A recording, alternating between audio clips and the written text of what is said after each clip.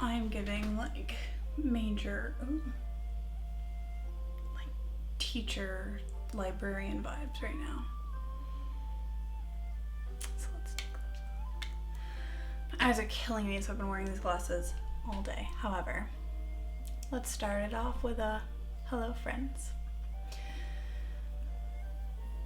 Oh gosh, I'm learning through this series, and the closer we get to like modern era is gonna make me even more nervous to like match my hair with what I'm talking about, because although I can straighten and curl my hair and other people's hair just fine, I can do some cool French braids.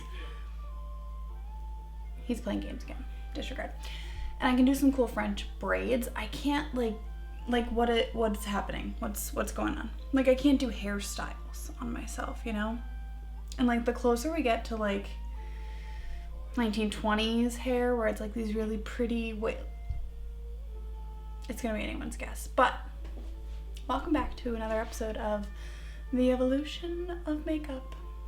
Now today we are talking ancient Chinese and Japanese makeup, and this range is large.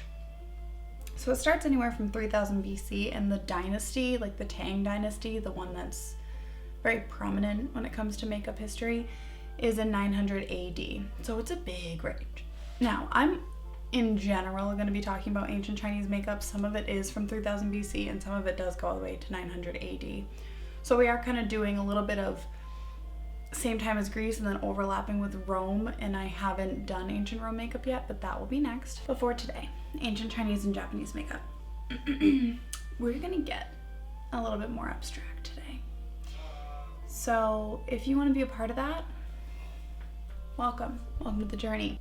Let's grab our tickets, grab our passports, grab our masks, hop on a plane, and let's fly from Greece to China. Let's go.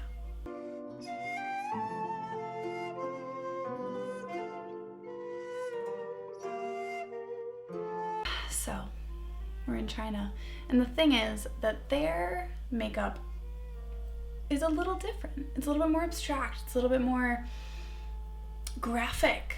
It really started off with them painting their nails, and I was going to paint my nails for this video and I forgot. So I didn't, but that was the plan. I just didn't do it. So they started off painting their nails using gum arabic. I don't know if I'm saying any of these words right. Gelatin, beeswax, egg. And they would mix it together and make a little paste or a stain for their nails, and the silver and the gold colors were for the royals, and then the black and red were for the like next level of royals. And then like peasants and things were not allowed to wear bright colors on the nails, just not allowed. So that's kind of where makeup started with them. And then they moved on to using rice powder to make their face white. In comparison to Greece, where everything was lighter complexion and you could be pale, they wanted you to just be pale. Ancient Chinese makeup was stark, bright white, whole face. So today, I'm gonna be doing the full face paint thing. And I'm not sure how this is gonna go. I'm not like a wicked face painter, you know? I've never actually used this palette other than like very briefly to play one day. And it's a full paint palette. So like, we're gonna try, but wish me luck. If it looks bad, just disregard. Also, their eyebrows were like wicked different than my eyebrow shape. I'm gonna try to cover them. And I've also never done that. So I'm gonna just cut this. I'm gonna figure out the covering of my eyebrows on my own, and then I'll come back, okay? So I did my best, and like they're flat and covered, but the texture, I tried to like correct the color so when I paint white over it I don't have like a wicked cast of my eyebrows under. Definitely still gonna happen. The texture is weird. Like I know I'm supposed to glue it and then I powder it and then I try to put stuff over it. I don't know if that's the way you're supposed to. I know you're supposed to glue and powder. Obviously at that point then you have to put cream on top, so like maybe it's not my fault. But anyways, that's what I look like with like bleached eyebrows. So the next thing I want to start doing is painting my face. And I actually today have paintbrushes, not just makeup brushes, because I'm going to need them for this. So they would use rice powder to make their face white. So technically their base was powder. So this isn't quite authentic, 100%. But I'm doing this because, wow, it's gonna take a lot of paint. The reason I'm doing the paint is that I don't have any powders other than this RCMA powder that is going to make my face white. And since they wanted their faces to be bright white, I felt like the color was more important than the authenticity of the actual products I'm using. So that is why I decided to go for a face paint instead of a powder, just so I could be more authentic. And I'm actually gonna paint my whole face. I didn't say this at the beginning, but like the modern versus authentic sides we're still gonna do today. But since this is more of like an abstract look, and it's definitely not your typical authentic, you know, how I could make a black kohl liner look for modern day, it's definitely going to be more of like an abstract concept. So I decided that my modern take would be an abstract artsy look, like an editorial look. So I'm just gonna paint my whole face white, and then I'm gonna powder it with this, and I'll be back once again with that, because this is gonna take me a really long time. Well, this is the hardest thing I've ever had to do makeup wise. And I get that I look crazy. And that's not going to change. So up next, we're gonna work on our eyebrows.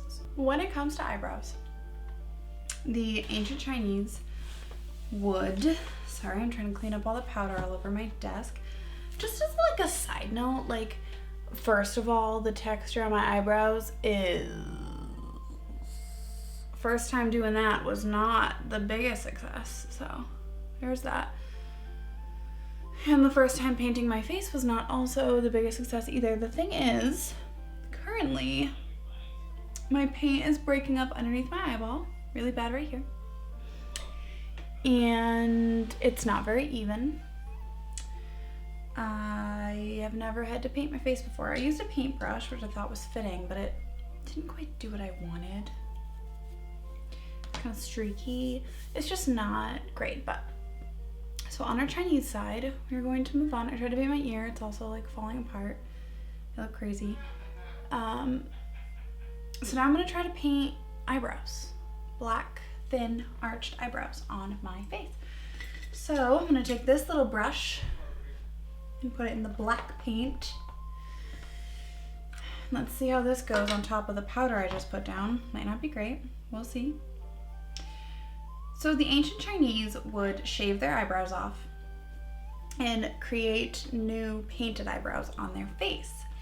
The reason that was so important to them was because, I'm just getting a reference photo just so I can kind of compare, because there are some images and imagery that will help me a lot. I'm gonna try to do something accurate. I don't know. This is very difficult. I just want you all to know that, okay? So they would thin and arched, thin and arched. That's thin and arched, right? So they would shave off their eyebrows because the eyebrows were linked to fate. So they wanted to make sure that their eyebrows were perfect. And although throughout the dynasties there were a lot of different ideas of what was preferred, it went from like big bushy eyebrows to a thing called like moth brows, which was kind of pretty weird. And then it went on to like the thin arched look, you know, so there was just a lot of different ideas on what was considered beautiful and preferred at that time. So I'm going with the thin arch because that's what I saw more often. Now they would take their little concoction of paint. I wrote down the word. They would draw on their black eyebrows with dye. The thing is, I don't know, I didn't write down like what that was. Essentially it's just paint, I'm pretty sure. Like they kind of created some form of like a paint. I drew it up a little higher than I probably could have. I could have drawn it a little lower, like on top of my real eyebrow, but we've committed. And on this side, I'm just gonna try to draw the same thing. But like in real life, my eyebrows don't match, so like what happens if they don't match now? Probably nothing, right? Seems fine. We look pretty in the middle there. So I did kind of go out of order here. So they would paint on their eyebrows, yes. However, so they had a 7-step routine, which would start with a powder base, which would make them their white powder. Then they would add the color to their face using rouge, otherwise known as, you guessed it, blush. They would use red. So I'm gonna use red. And I'm actually taking a red eyeshadow and a blush brush. And they would do red circles on their cheeks. So I'm kind of trying to make a circle with that. But also a lot of images show it going upwards above their brow and even connecting to their eyes sometimes. So I am gonna try to do that a little bit. Also, just for reference, obviously I don't have, like, another like beauty standard for them was the slanted eyes, and like that was like looked at as beautiful. Wow, this looks like shite on this screen. So that was looked at as beautiful, and the problem with that is that I'm not looking to offend anyone, so I'm not going to like draw or make my eyes look more slanted than they are. I'm just gonna own the fact that I don't have slanted eyes. At the end of the day, I'm not trying to upset anyone. So I'm also gonna take that red very lightly and dust it on the corners of my eyes. One thing that they did do, which I'm not going to do here, is it was very common for them to paint their teeth either black or gold, I found in my research, which is super interesting. However, that's not something I'm gonna be doing. Like, I'm trying to be authentic. I'm just not good at painting my face white. Like, if I could nail this face painting, it wouldn't even be an issue. But like, the face painting is not cute. But you know what? A+ for effort. And covering my eyebrows, like, talk about new skills that we didn't know before. I'm just not sure why I powdered my entire face, so for this to like not blend at all is pretty worrisome. I'm actually gonna take this white eyeshadow on this brush and go over the edges, kind of try and force it to blend a little better. I'm not gonna lie to you, in my mirror it actually doesn't look that bad. I think the problem is that I'm lifting up a lot of my white paint, and truth be told, this white paint is not great anyway. So I'm learning that that Forever Flash palette is not my cup of tea. So that's what I'm gonna do as far as the rouge is concerned. So that would have been their step 2. And then their step 3 would have been putting on their eyebrows. Step 4 is where it gets interesting. So in ancient Chinese culture, they would do this thing called HUADIAN? HUADIAN? I don't know how to pronounce it. HUADIAN. And that was the decorative element that they would put on their forehead. It would either be gold or silver foil, it could be paper, it could be fish scales, or even sometimes it was dragonfly wings, or they would paint on a flower. So the story behind this is that, or the legend, let's say, is that Princess SHOUYAND, I don't know, say your name, I'm not good at this. She woke up with a plum flower printed on her forehead one day and on her cheeks. And it stayed for 3 days. It wouldn't come off. She just had a plum flower on her forehead and on her cheeks for 3 whole days.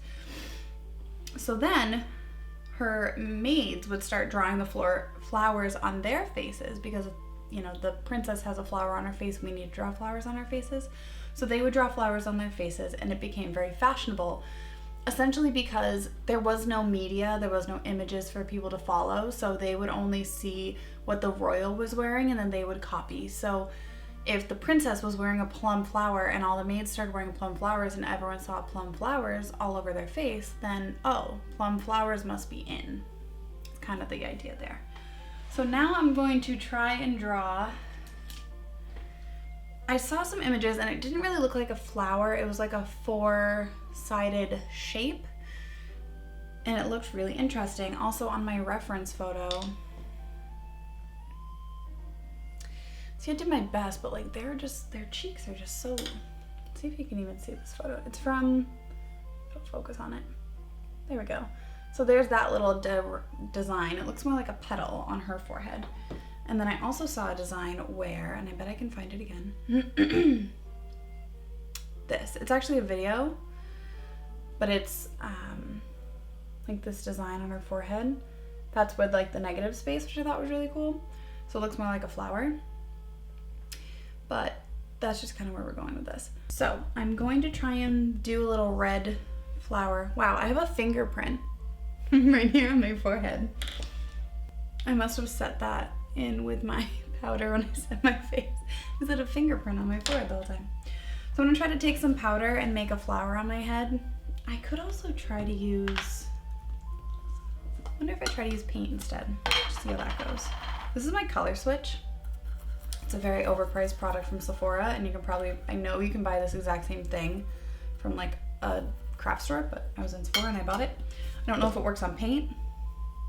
Turns out it does. So multi-purpose. Essentially you take a brush, say this like red brush has red eyeshadow all over it, and you just rub it in here and it takes all of the eyeshadow off. So you can use it and switch colors, aka color switch. However, I guess it also works with paint. So there's your little tidbit for the day. Now I'm going to try and paint a red flower on my head. Uh-oh, Sean's quitting, which means he's gonna come, quitting his game, which means he's gonna come in here. Guys, remember his response for the Egypt one? It's gonna be so much worse for this one.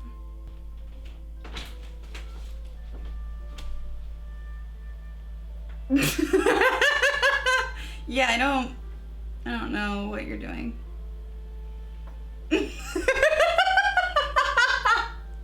What, I'm trying to be Chinese. Currently painting a flower on my head, but it can only be half of a flower. So that's also extra hard. How come? I look really bad, okay? You're not supposed to look up close. How come your whole face is white? Because they painted their face white. How come you're only doing half the flower? Because I'm gonna do an abstract, since this is more of like an abstract-ish, if you were to compare it to a modern day, it would be more abstract, or like an editorial makeup look. I just painted it all white so I can do like cool graphic designs on this side to mimic the idea of painting stuff on your forehead. Hi friends, I have my flower on. It's like if I cover up half of it, it looks like a flower, but I can only do half because his face is not flower, you know? So, the next step in their routine would be, excuse me, to paint their dimples, and I don't know what that means. I just found this like list of their 7 steps somewhere on the internet, and it didn't make any sense to me, if I'm being honest, so I'm not going to paint my dimples, but just for reference, the 5th step would be to paint their dimples. Then would be to decorate their cheeks if they were to do their little circles. I just did the like wash because that's what I saw in some of my reference photos, but the little circles that they would draw on their cheeks were called ZHUANGYE. ZHUANGYE. That was the act of drawing small circles on both of their cheeks. The reason that they were so into red in particular, which is why I chose this red shirt for today, is because that red meant good luck for them. You know what I should do, which is really gonna make this look better? I'm gonna put white in my waterline over here so my eyes don't look so bad. Okay, so red was good luck for them, and as you can tell based off of the fact that China and Japan have red in their flags, it's a very important color to them. It's very meaningful. But the last step in their routine was their lips. So they really liked the small cherry-like red lipstick, the classic like draw your lips in and make them look different, like circular or more like of a floral shape or more rounded, and that was definitely the technique that they had. The products that they would use, they would create lipstick made of vermilion minerals and animal grease to create their red lipstick. And then when it came to products in general, what they used on their face, they would very commonly crush mulberries for their rouge, naturally, which is very common for like anything that I've found on any of the sites for the makeup in the ancient times, is that mulberries was their go-to for blush and crushing it. But then they would also boil and ferment plants, animal fats, and spices to create their makeup. So that's also something that's a little different, is including the animal fat. I know that Grace was using a lot of natural products like honey and olive oil, but I haven't quite heard of like animal grease and animal fats being used yet. So that's pretty cool. But for this, I'm going to use the same red paint that I used for my up here, and I'm going to draw on the little shape on my eyes. So for reference, I found this photo of ancient Chinese dynasties lip shape chart. So it shows the various dynasties between Han, Wei, Tang, there's like 3 different Tangs, Song, Ming, and Qing, Qing. I don't remember what that is. But so I have a reference photo for that. And I'm going to try and kind of copy one of those. I'm going to do one of the earlier ones, which is the first one, the Han Dynasty that they show on here, which is a rounded shape. I'm going to try to copy that simply because I don't want everything to be Tang, because that was further on down the line of the dynasties. So I kind of want to do something that references the earlier stages of ancient Chinese makeup. So now I'm going to try to paint that on, and only do it on half my lips. So here we go. I'll be right back. So we definitely went over the halfway mark on the lips, but it's the best we can do here. Oops, my little thing is not on right. So this is my half of my face for my ancient Chinese inspired makeup. And now I'm going to jump off camera and very quickly try to come up with some sort of abstract thing to go on my face on this side, and I'm kind of excited to see what I come up with. I'm thinking something geometric, just kind of trying to be inspired by the idea of painting like a shape on your forehead and doing the round circles of the lips, and it kind of makes me feel geometric. So that's what I'm gonna try to do. So I'll be back. All right guys, this is what I came up with. And I know that like it's not necessarily what you might think of when you look at this authentic Asian inspired makeup with the flower and the lips. But when you kind of break it down, and this is only because it's the first thing I thought of when I looked at this was like, what in modern day culture do we do that could be similar, or at least perceived as similar to what they're doing in this instance, where they're doing a shape on the forehead and potentially a shape on the cheek, and then they're also doing a shape on the lips. And the first thing I thought of, and the first thing that came to mind, was like the geometric painting shapes onto your face kind of thing. I realize I have not been centered in this video, the entire video, and I'm so sorry. So like the body painting and the abstract editorial looks where you're painting an entire shape on your face is kind of where I went with it. And so I decided to do a triangle where my blush would go. I did like a circle falling off my mouth rather than continuing the circle here, so it didn't just look like a mistake. Instead of doing the shadow on the outer corner where it would touch the triangle, I did like a big red rectangle on the inner corner. To do some balance, I added a circle to my chin just to fill in this space a little bit.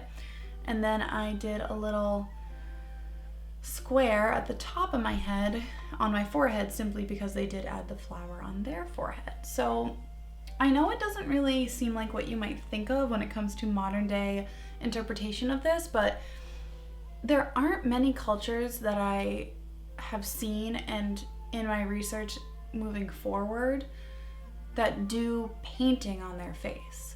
And so the only thing that we do in modern culture that would be like painting is this kind of idea of an abstract body painting experience where you create your own little shapes, you know? So that's what I did. And I'm kind of excited about it. I've never done this on myself. I've never painted shapes, and it's also hard to make the lines really straight. Like this was a little difficult, and even so it's not like perfectly straight. But I feel like it's kind of cool. So that's where I'm leaving you for today. This is my interpretation of an ancient Chinese style of makeup on my current face in a modern term. And here we go. So my takeaways from the ancient Chinese is I guess just like trend forecasting kind of thing. So like the trends change between the dynasties, and yes, there's many years between each individual dynasty, but using your like rulers and your quote unquote celebrities, if we want to call them that, as your inspiration for makeup is really common, and it still works that way nowadays. you know, they didn't have magazines, so they weren't looking, or Instagrams, they weren't looking at like makeup artist tags and trying to find makeup artists that way, but you could still find rulers and things to be your icons and to be your model. And that will be true for a majority of the evolution of makeup that we're going to talk about. But when it comes to the changes and the trends, even between the Tang Dynasty having 3 different lip shapes as what is considered the popular or the fashionable lip shape is super interesting. Also, the steps to your makeup I thought was really interesting. So you have your powder bases, then your eyebrows, and then you're worrying about your decorative elements like your lip, your forehead, and your cheeks, and then you're ending with your lips. So the reason I thought that was so interesting is because it's kind of similar to the system that we use today, where you start with your base, and then you do, or at least when I do my makeup, and then I do, you know, I do my foundation, my white base, and then I do my powder, bronzer, and blush, and then I do my eyes, which would be kind of like my decorative feature, and then my lips are last. So to have the makeup steps go in that order is pretty interesting to me. And also just the fact that they introduced nail polish. Like, I haven't seen that any other cultures to have their nails be decorated. So that's something that's super interesting here too, is knowing that the nail art kind of stemmed from the ancient Chinese in about 3000 BC. So on that note, I've got to somehow take some pictures of this and wash my makeup off because it's 9:30 and I want to go to bed. So I hope you guys enjoyed this incredibly experimental video that I did today. It was difficult. It doesn't look great up close. Like, don't get close to my face, but from afar it doesn't look that bad. But next week we are going to buckle up. We're going to grab our passports and our tickets and our masks again, and we're going to fly on over to ancient Rome. We're going to enjoy some makeup over there. So I'm excited to see what happens. I hope you guys are too. And if you liked this video, please like, comment what you thought was interesting about this, or if you've actually seen other ways that you can modernize this ancient Chinese makeup. Because I bet some people did a lot different than I did, but this is just what I thought of. Feel free to subscribe so you can be here for next week's evolution of makeup, and go follow me on Instagram. I've been doing a ton of really like fun, cool things over there. I do Instagram story like Makeup Mondays every Monday. Even this week I recorded myself doing like a typical winged look, and then I recorded a second video, which I'm gonna probably put up, if this is going up on Thursday, it's probably on my Instagram right now, so if you want to go watch it, I would go over there. But it's of me turning like a classic everyday winged liner look into like an abstract eye look with some just like abstract shapes and placement of eyeshadow on my eye to match my lip color. So if you want to see that, that's also fun. But I post a lot of really cool like editorial or, you know, photographic kind of images on there, so go follow me there. On that note, I'm gonna go. I love you all so much. I hope you enjoyed this video, and I can't wait to see you all next week.